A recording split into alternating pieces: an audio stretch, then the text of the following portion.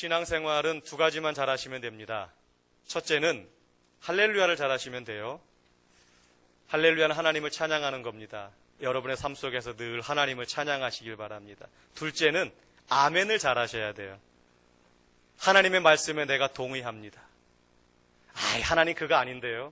이게 맞는데요가 아니라 맞습니다. 하나님의 말씀이 다 옳습니다. 내가 그곳에 순종하고 따라가겠습니다. 아멘이 바로 그 뜻입니다. 우리가 통가대가 찬양하고 나서 끝에 아멘으로 화답하잖아요. 그 고백이 저의 고백입니다 라고 하는 뜻입니다. 자, 따라해 봅시다. 할렐루야, 아멘. 그 두 가지가 여러분 입속에서 늘 떠나지 않기를 바랍니다. 우리 사람에게 가장 위험한 것은 무엇이라고 생각하십니까? 요즘에 부모님들이 그러잖아요. 자녀들이 어디 밖에 나가려고 그러면 아이고 위험하다. 뭐가 위험해요? 차 조심하고 길 조심하고 사람 조심하고. 근데 과연 정말로 위험한 것이 뭘까? 미국의 과학 전문 매체인 라이브 사이언스는 지구상에 거하는 동물, 곤충들을 다 조사해서 그 속에서 가장 위험한 동물 10가지를 선정을 했어요. 인간에게 가장 위험한 동물 탑 10. 자, 1등이 무엇일까요? 2부 예배 때는 맞췄는데. 사람이 위험해요? 얼마나 사랑스러우신 여러분들인데. 한번 보세요, 옆 사람. 위험하십니까? 네. 아시면서도 안 맞추시는 거죠? 네. 그 세상에서 제일 무서운 것은 연간 200만 명의 사람을 죽게 만드는 모기라고 합니다. 그렇죠. 네. 동남아 쪽에 유행하는 댕기열, 또 남미 쪽, 동남아 쪽 지카 바이러스, 그것으로 인해서 아이들의 뇌가 제대로 자라지 못하는 소두증을 만들기도 하고, 연간 200만 명 이상의 사람들이 저 모기에 의해서 목숨을 잃는답니다. 2등은요, 매년 5만 명 이상의 사람을 죽게 하는 코브라라고 하는 뱀의 독입니다. 그러니까 그 독을 가진 코브라가 두 번째로 위험한 동물이고, 세 번째는 60명의 사람을 한꺼번에 죽일 수 있는 독을 지닌 호주산 박스 해파리. 전 한 번도 본 적이 없어요. 네. 하여튼 해파리에 저희 아이들이 쏘인 적은 있어요. 바닷가에 놀러 갔다가 이렇게 뭐가 지나가니까 이렇게 슥 손에 이렇게 한번 만져봤는데 쏘는 듯이 아프고 막 반점이 생기고 그래서 막 퉁퉁 부어가지고 급하게 막 병원으로 갔던 그런 적이 있습니다. 그 해파리가 3등인데 그 중에서도 호주산 박스 해파리가 3등을 차지했습니다. 그 뒤를 이어서 북극곰, 도깨구리, 백상어, 코끼리, 아프리카 물소, 이제 그런 것들이 그 뒤를 이어갔다라고 합니다. 놀라운 것은 그 사람에게 가장 위협적인 동물이 우리가 생각했던 그런 커다란 것이 아니라 정말 작은 모기였어요. 그 모기가 가장 무섭다라고 이야기합니다. 아무리 죽여도 얼마나 또 번식을 잘하는지요. 네. 그러니까 여러분들 그 모기에 물리는 거 너무 대수롭지 않게 생각하지 마세요. 연간 200만 명의 사람이 죽는답니다. 네. 마찬가지로 우리들의 삶 속에서도 가장 작은 것이 무서워요. 우리 신체가 가지고 있는 기관들 중에 이 주먹이 무서운 게 아니고요. 튼튼한 다리가 무서운 게 아니라 우리 사람이 가지고 있는 신체 기관 속에서도 정말 작은 것이 무서운 게 있어요. 그게 뭘까요? 이것 가지고 사람을 죽이기도 하고 살리기도 합니다. 말이에요, 말. 우리의 이 혀를 통해서 나오는 이 언어를 통해서, 말을 통해서 사람을 죽이기도 해요.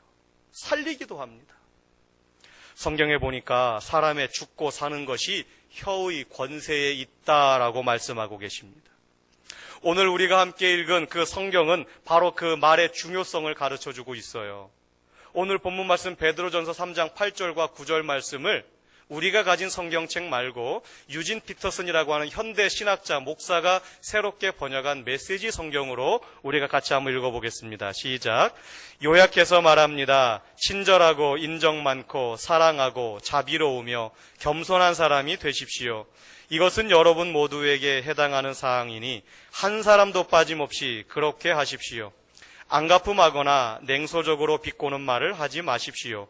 오히려 축복해 주십시오. 축복이야말로 여러분이 할 일입니다.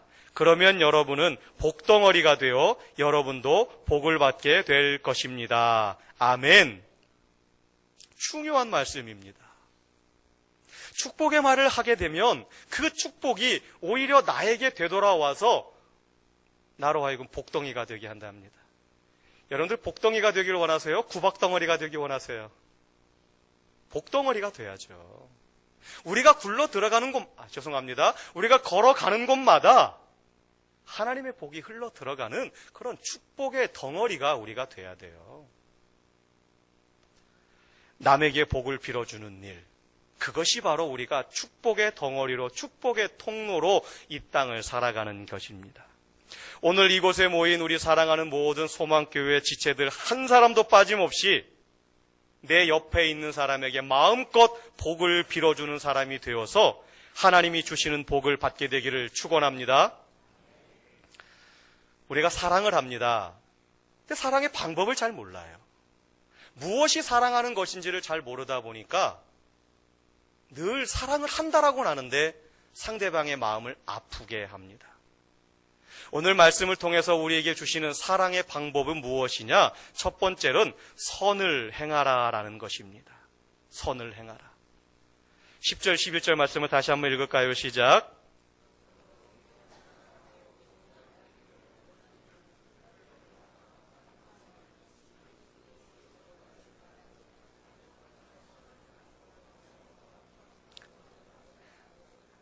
아멘. 선을 행하고 화평을 구하라 라고 말씀하고 있습니다. 여기서 말하는 선을 행하라라고 하는 말씀은요, 인정해주는, 있는 그대로 보는 그런 의미를 가지고 있어요. 우리가 선을 행한다라고 할 때 내 주머니의 것을 꺼내서 누군가를 돕는, 물질로 돕고 내 힘으로 돕는 그런 것들을 선한 일이라고 생각을 하는데, 오늘 쓰여진 이 단어의 의미에는요, 인정해준다라고 하는 단어의 뜻이 들어있어요. 인정해주는. 그리고 그냥 있는 그대로 봐주는 그런 의미가 이 안에 있습니다. 결코 선을 행하는 것이 돈을 들여서 하는 일만이 선이 아니라는 것입니다. 그대로 받아들이는 것, 그대로 인정해주는 것, 그것이 선한 일입니다. 사람을 인정해주면요, 힘이 납니다. 내가 누군가로부터 인정받았다라고 하면은요, 내 모든 것을 막 주고 싶습니다. 원하지 않아도 막 갖다 줘요. 근데 무시당했다고 생각해 보십시오. 큰일 납니다. 얼굴도 안 쳐다보잖아요. 멀리서 길을 걸어가다 저 멀리서 나를 무시한 사람이 지나가면 획 돌이켜서 딴 길로 가지 않습니까? 누군가로부터 무시당하면 힘이 빠지고 의욕이 없어집니다. 세상에 무시당하는 것을 좋아하는 사람이 누가 있겠어요? 저도 그렇고 여러분들도 그렇고 무시당하는 것을 결코 좋아하지 않습니다. 우리들의 자녀들이라고 해서 예외일까요? 아이고 이 멍청아, 이 바보야, 이것도 못해? 못할 수도 있죠. 그렇다고 바보는 아니지 않습니까? 그런데 우리가 이 말로써 우리 자녀들의 기를 죽이는 말을 너무나 쉽게 합니다. 제가 이 시간을 빌어서 제 아내에게 죄송합니다. 사과를 구합니다. 제가 좀 잘 그랬던 것 같아요. 제 아내가 좀 그런 게 좀 있어요. 기계를 잘 못 다룹니다. 그게 만지면 잘 망가져요. 망가뜨려고 해서 망가뜨린 게 아닌데, 하다 보면 망가지고, 그래, 제가 별명을 마이너스의 손이다라고. 죄송합니다. 앞으로 안 그러려고요, 이제. 누군가로부터 무시당하고 인정받지 못하면, 처음 한두 번은 그럴 수 있지라고 넘어가지만 그것이 쌓이면 응어리집니다. 한이 됩니다. 그리고 자포자기하게 되고 주저앉게 됩니다. 교육심리학의 용어 중에 호빙 이펙트라고 하는 언어가 있습니다. 용어가 있어요. 호빙 이펙트. 저 호빙은 사람의 이름이에요. 토마스 호빙이라고 하는 사람의 이름을 따서 호빙 이펙트라고 하는 호빙 효과라고 하는 용어인데요. 무슨 뜻이냐? 사람의 능력을 무시하지 않고 인정해 줄 때 나타나는 교육적인 효과가 엄청난 것을 나타냅니다. 그러니까 그 사람을 있는 그대로 인정해 줄 때, 무시하지 않을 때 그 사람을 통해서 어떤 효과가 나타난다는 것입니다. 이 토마스 호빙이라고 하는 사람은 퇴학을 당할 정도로 부족한 학생이었답니다. 그런데 그 학생을 인정해주는 교수님이 있었어요. 다른 선생님들은 이 토마스 호빙을 무시하고 인정하지 않았고, 아이, 넌 학업을 못 따라올 정도야 라고 했지만, 어느 한 교수님은 이 토마스 호빙을 그냥 있는 그대로, 너는 그 자체로 존귀한 자야 라고 인정해 주었답니다. 그랬더니 이 인정의 힘을 얻은 토마스 호빙이 정말 예술품을 제대로 평가하는 그런 감정사로 성장했다고 합니다. 그래서 이 호빙 이펙트라고 하는 이 용어가 생겼고요. 누군가를 인정해 줌으로써 나타나는 교육적인 효과가 상당하다라고 하는 그러한 것입니다. 예수님의 제자들 중에 제대로 된 사람이 누가 있었나요? 예수님의 그 12명의 제자들 가운데 그 제대로 된 인격을 갖추고 제대로 된 수양을 갖춘 사람들이 없었습니다. 그 중에 하나 베드로라고 하는 사람이 있죠. 이 베드로라고 하는 사람은 정말 갈대와 같은 사람이었어요. 너무나 쉽게 흔들리는 사람이었습니다. 시몬이라고 하는 이 이름 뜻 자체가 갈대라고 하는 뜻이에요. 아주 기가 막히죠, 이름이. 그런 그에게 예수님은 베드로라고 하는 이름을 주셨어요. 반석, 믿어주셨어요. 남들은 시몬이라고 부르면서 아유, 저 갈대처럼 흔들리는 사람, 뭐 하나 진드감치 하는 게 없는, 아마 그런 뜻으로 불렀겠지요. 아마 시몬도 자기 이름이 불려질 때마다 그래, 나는 그래. 그런데 예수님께서 그 베드로를, 시몬을 만나셔서 베드로가 주님 앞에 주는 그리스도시요 살아계신 하나님의 아들이십니다라고 고백한 그 신앙 고백을 들으시고 하나님께서 그에게 베드로라고 하는 이름을 주셨어요. 너는 반석이라. 반석이라. 그랬는데도 이 베드로가 결정적인 순간에 예수님을 배신하잖아요. 예수님께서 로마 군인에게 잡혀서 십자가에 달리 죽으실 위기에 처하니까 베드로가 혹시나 자기에게 그 불똥이 튈까 봐 자기는 살겠다고 예수님 버리고 도망가지 않습니까? 예수님은 십자가에 죽으시고 이 베드로는 반석이라고 하는 이름을 받았음에도 불구하고 담대하지 못하고 자기 고향 마을로 도망가서 거기서 고기를 잡고 있어요. 죽음에서 부활하신 예수님께서 이 베드로를 찾아가십니다. 찾아가가지고 멱살을 잡고 네가 감히 그럴 수 있어? 라고 하시지 않았어요. 충분히 그럴 수 있잖아요. 아니, 내가 너랑 3년간 어떻게 생활했는데 내가 너하고 같이 3년간 먹고 마시고 같이 울기도 하고 웃기도 하고 얼마나 내가 잘해줬는데 너 나한테 그럴 수 있어? 아무려면 내가 너를 나랑 같이 죽자고 내가 십자가로 끌고 갔을 것 같아? 아직도 나를 못 믿어? 라고 하면서 베드로에게 막 한마디 하시거나 앞으로 내가 다시 너를 보나봐라. 그렇게 하셔도 베드로는 할 말이 없어요. 그런데 주님은 그렇게 하지 않으셨잖아요. 베드로를 찾아가셔서 네가 나를 사랑하느냐? 네가 나를 사랑하느냐? 네가 나를 사랑하느냐라고 물으시면서 정말 저 죽어가는 소리로 네, 내가 주님을 사랑합니다. 내가 주님을 사랑합니다. 아마 큰 소리로 대답 못했을 것 같아요. 저 마음속 깊은 곳에 있는 조금이라도 남아있는 그 주님을 사랑하는 마음을 가지고 어쨌든 주님을 사랑한다라고 고백할 때에 주님은 다시 그 베드로에게 사명을 주십니다. 내 양을 먹이라, 내 양을 치라. 낙심하고 절망하고 있는 그 베드로를 다시금 찾아가신 주님은 그 베드로를 다시 한번 인정해 주십니다. 다시 한번 인정이 아니죠. 처음부터 베드로를 만날 때부터 베드로를 인정하신 그 하나님은, 그 예수님은 끝까지 베드로를 인정해 주셨습니다. 예수님을 한번 인정하시면 끝까지 인정하십니다.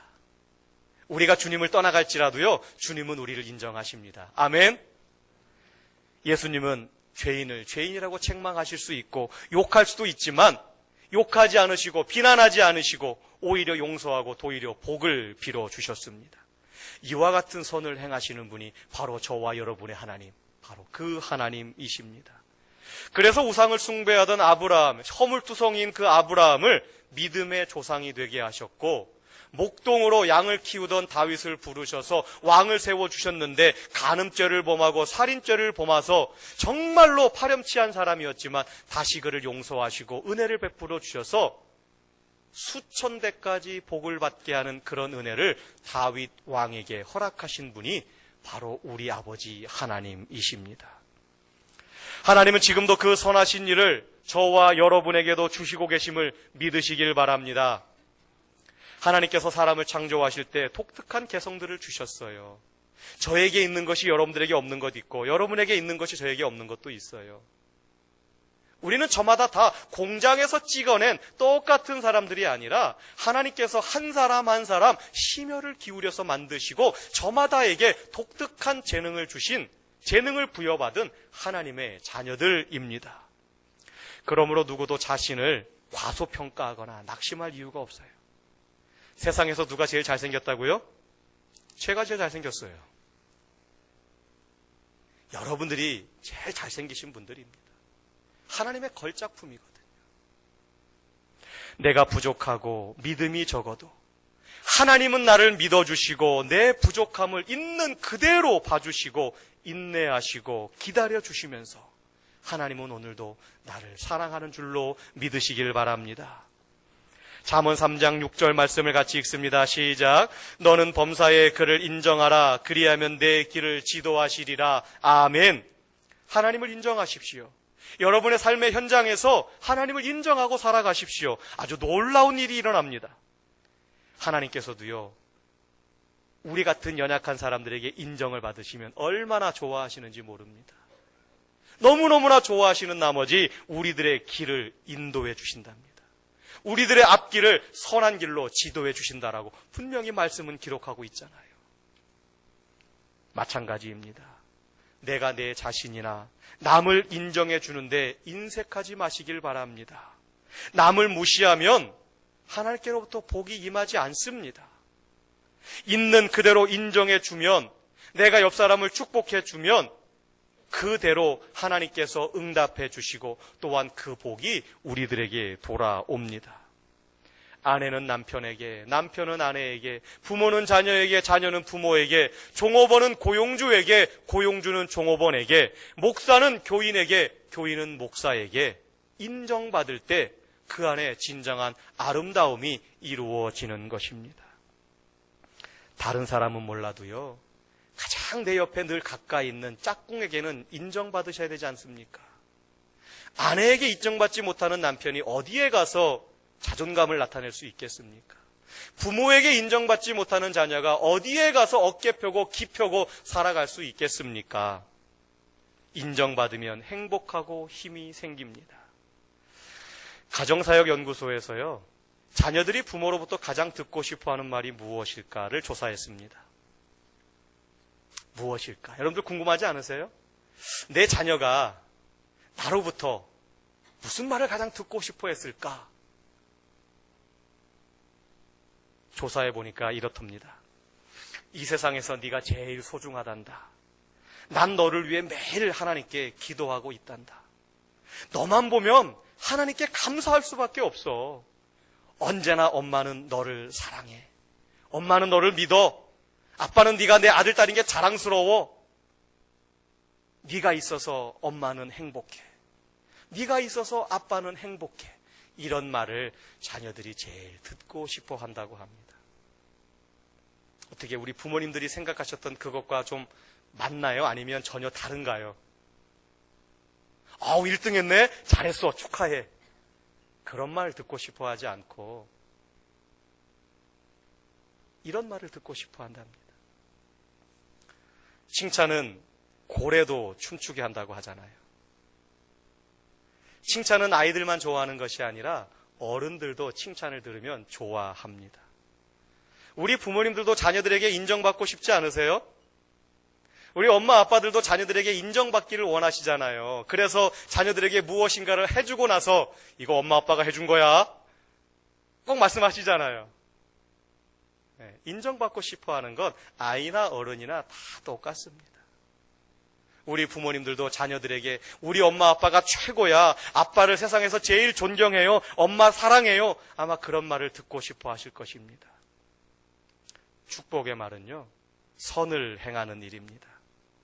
오늘 이 예배가 끝나고 집으로 돌아가시면, 아니 지금 예배 공간 안에 함께 내 사랑하는 가족이나 내 식구나 내 자녀가 있으면 꼭 손을 잡으시고 부부끼리 자녀들 손을 잡으시고 이렇게 이야기하세요. 나는 당신 때문에, 나는 엄마 아빠 때문에, 너 때문에 행복해 라고 말을 하시기 바랍니다. 한번 해보세요. 옆에 계신 부부 가족끼리서 한번 해보세요. 아니면 저기 집사님 장로님은 어때요? 나는 집사님이 계셔서 너무 행복해요.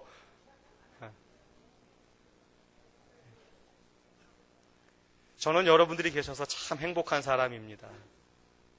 여러분들도 그렇지요? 축복의 말은 선을 행하는 일이에요. 두 번째로 우리가 복을 빌어주는 사랑의 방법. 사랑의 방법은 축복을 하는 것인데, 축복의 말을 하는 것인데, 그 두 번째로 화평을 구하는 말을 우리가 해야 합니다. 화평을 구하는 말. 화평을 구하는 말을 한다라고 하는 것은 관계의 언어를 말합니다. 싸우지 말라는 거죠. 서로 사랑하라는 것입니다. 화평을 구하는 말을 하는 것은 상대방을 존중하는 것입니다. 이기려고 하지 말고 상대방을 존중할 때 우리는 다투지 않고 화평을 이루어 가게 됩니다. 사랑하는 남녀가 눈에 콩깍지가 씌어서 결혼을 하게 되면 그 사랑의 콩깍지가 얼마나 가나요? 얼마 못 가면 늘 다투고 의견 충돌 일어나잖아요. 한 아내가 열심히 국수를 준비했습니다.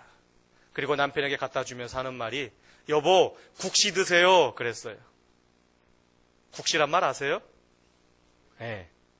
국시 드세요 그랬더니 남편이 하는 말이, 아니 국시가 뭐야, 국수지. 아니 국시인데 우리 집에서 국시라고 불러요. 무슨 소리, 국수지. 국시는 틀린 말이야. 둘이 막 싸웁니다. 옆에 있는 선생님에게 찾아가서, 선생님 이 국시란 말과 구수란 말이 같습니까 틀립니까? 아, 예, 국시란 말과 구수란 말은 다르지요. 그래요? 어떻게 다릅니까? 국시는 밀가리로 만들고 국수는 밀가루로 만듭니다. 그러면 밀가리와 밀가루는 어떻게 다릅니까? 밀가리는 봉다리에 담아오고 밀가루는 봉투에 담아옵니다. 똑같은 거 아닌가요? 그럼 봉다리와 봉투가 어떻게 다른가요? 봉다리는 사람의 손으로 만들고 봉투는 기계로 만듭니다. 우습죠? 이 선생님의 말은 그거예요. 싸우지 말라는 것입니다. 국시면 어떻고 국수면 어떻습니까? 지방마다 부르는 말들이 조금 차이가 있잖아요. 부부지간은 싸우는 관계가 아니라 서로 존중하고 화평을 이루어가는 관계입니다. 하루는 아내가 통감자를 삶아서 소금과 함께 내놓으면서 남편에게 먹으라고 가지고 왔습니다. 남편이 버럭 화를 내면서, 아니 감자를 설탕에 찍어 먹어야지 무슨 소금에 찍어 먹냐, 얼른 가서 설탕 가지고 오라고. 여러분들은 소금에 찍어 드세요? 설탕에 찍어 드세요? 이런 문제로 다투지 않으시나요? 다퉈보신 적 있을 것 같아요. 네. 소금을 찍어 먹으면 어떻고 설탕을 찍어 먹으면 어떻습니까? 제가 먹어본 결과 둘 다 맛있습니다. 신기하게도 소금을 찍어 먹잖아요. 감자의 성분과 소금의 그 짠맛이 적절하게 어우러져 가지고요, 그 안에서 단맛이 납니다. 한여름 되면 우리가 수박 많이 먹잖아요. 그 수박을 소금에 한번 찍어 드셔보세요. 당도가 훨씬 더 좋아집니다. 그렇다고 확 찍지 마시고요. 네, 살짝 찍어서 드시면 좋아집니다. 그런데 이 아내와 남편이 끝까지 그냥 서로 고집을 굽히지 않다가 심지어 자기 집안까지 막 거들먹거립니다. 우리 집안은 대대로 설탕 찍어 먹었다. 우리 집은 대대로 소금 찍어 먹었다. 그럼 갈라서. 네, 그렇게 됐다 그래요. 사소한 일로 이혼합니다. 부부들이 집안에서 부부싸움 할 때 뭐 대한민국의 정세를 놓고 싸우지 않아요. 뭐 미국과 중국이 어떻게 싸울까? 뭐 3차 대전이 막 일어날까? 그런 문제로 싸우지 않잖아요. 정말 사소한 문제 가지고 끝까지 주장을 굽히지 않다가 토라져 가지고 일주일을 갑니다. 자존심이잖아요. 먼저 미안하단 말을 안 하죠. 근데 부부관계는 사실은 그렇게 서로 자존심을 내세울 관계가 아니라 서로 화평을 이루어 갈 관계입니다. 예수님은 화평을 구하시는 분이십니다. 그래서 예수님은 겸손하셨어요. 겸손이라고 하는 것은 무조건 자기를 비하하고 낮추는 것이 아닙니다. 나도 다 알지 못한다. 나도 부족한 것이 많다라고 하는 것을 인정하는 그 바탕 위에 행하는 태도가 겸손함입니다. 나만 옳다고 하는 것은 화평을 깨는 행위예요. 나의 주장을 굽히지 않으면 결국은 싸울 수밖에 없습니다. 누군가 한 사람은 져주고 인정해 주어야 돼요. 그 사람이 바로 우리 그리스도인들이 되어야 합니다. 예수님은 화평케 하시는 분이십니다. 우리의 죄를 묻기보다는 우리의 죄를 대신 지시고 십자가에 죽으셨습니다. 그 어떤 잘못도 우리에게 지적하지 않으십니다. 우리에게 다가오셔서 우리가 그 잘못을 스스로 깨달을 때까지 기다려주시고 회개하게 하시고 예수님을 구세주로 믿으면 구원을 해주시는 사랑을 하시는 분이 바로 우리 주님이십니다. 주님은 오늘도 그 온유한 마음으로 우리 곁에 계십니다. 에베소서 4장 29절 말씀에 이렇게 기록하고 있습니다. 무릇 더러운 말은 너희 입 밖에도 내지 말고 오직 덕을 세우는 데 소용되는 대로 선한 말을 하여 듣는 자들에게 은혜를 끼치게 하라. 아멘. 선한 말을 하라. 선한 말을 해서 은혜를 끼치게 하라. 골로새서 4장 6절 말씀 같이 읽습니다. 시작. 너희 말을 항상 은혜 가운데서 소금으로 맛을 냄과 같이 하라. 그리하면 각 사람에게 마땅히 대답할 것을 알리라. 아멘. 우리는 소금과 같이 맛을 내는 그런 언어를 우리들의 입술을 통하여 해야 되겠습니다. 아무리 사실이라고 할지라도 오늘날 우리들은 너무나 사실을 좋아하잖아요. 그거 진짜야? 사실이야? 우리 사실을 증명하려고들 많이 애를 씁니다. 그리고 그 사실을 온 천하에 공개하기를 좋아하지요.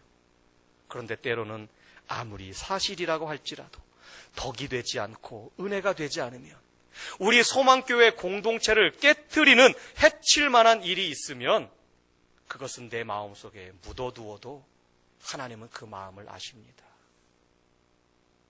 갚으시는 분은 하나님이십니다. 말에는 힘이 있습니다. 말에는 힘이 있어서 믿음을 가진 사람들이 복을 빌 때 하나님께서 분명히 들어주십니다. 민수기 6장 24절로 26절까지 말씀은 우리가 잘 알고 있는 제사장 아론의 축복문입니다. 그래서 부모들이 자녀들을 위해서 기도할 때 그 축복의 기도문을 열심히 우리가 읽어주면서 축복하지요. 왜 그렇게 합니까? 그 다음에 있는 말씀 때문에 그렇습니다. 27절 말씀을 같이 읽습니다. 시작. 그들은 이같이 내 이름으로 이스라엘 자손에게 축복할지니 내가 그들에게 복을 주리라. 아멘. 하나님께서 약속하셨어요.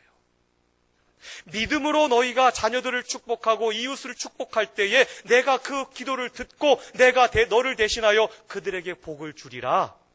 할렐루야. 제가 여러분들을 위해서 축복하는 이유가 있습니다. 제가 여러분들을 위해서 축복할 때에 하나님께서 제 기도를 들으시고 여러분들을 축복하십니다. 또한 그리고 그 축복이 저에게 되돌아옵니다. 하나님의 이름으로 축복을 하면 하나님께서 그들에게 복을 내려주겠다는 것입니다. 이것은 하나님의 선언이요 한 번도 약속을 깨뜨리신 적이 없는 하나님의 약속입니다. 이삭이 야곱에게 축복한 것을 그리고 야곱이 자신의 12아들에게 축복한 모든 내용을 하나님께서는 다 들어주셨습니다.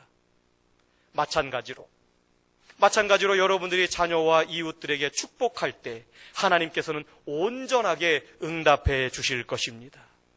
내가 이웃을 위해서 빌던 복이 나에게도 되돌아온다라고 하는 것을 명심하시길 바랍니다. 화니 크로스비라고 하는 미국의 유명한 찬송가 작사가가 있었습니다. 예수로 나의 구주 삼고 오 놀라운 구세주 예수 내 주 나의 갈 길 다가도록 등 2천여 곡이 넘는 그런 은혜롭고 감동적인 찬송시를 쓴 분입니다. 그런데 이분이요, 생후 6개월에 어떤 병으로 인하여서 시각을 잃어버립니다. 시각장애를 겪어요. 그리고 92년 주님 부르신 때까지 평생을 시각장애인으로 살아가게 됩니다. 그러나 어떻게 이렇게 은혜로운 찬송을 지을 수 있었습니까? 라고 누군가가 물었을 때 그분이 이렇게 대답합니다. 나는 늘 만나는 사람에게 당신의 영혼에 하나님의 은총이 함께 하시길이라고 복을 빌어줬는데 나중에 알고 보니 내가 그들에게 복을 빌어줬던 것이 다 내게 와서 어려운 환경 속에서도 하나님의 평화를 누리면서 이렇게 아름다운 찬송을 지을 수 있었습니다. 라고 화니 크로스비 여사가 그렇게 고백을 하였습니다. 사랑하는 성도 여러분, 상대방의 복을 빌어주는 사랑을 우리가 합시다. 이전까지 우리가 사랑을 하는 것이 방법을 잘 몰라서 못했다면 이제는 알았으니 내 이웃을 축복하는 사랑의 말을 많이 합시다. 이것은 선을 행하고 화평을 구하고 그것을 따르는 것입니다. 하나님께서는 그런 사람에게 12절에서 이렇게 말씀하십니다. 주의 눈은 의인을 향하시고 그의 귀는 의인의 간구에 기울이시되 주의 얼굴은 악행하는 자들을 대하시느니라. 하나님은 우리의 간구와 우리의 모든 것을 아십니다.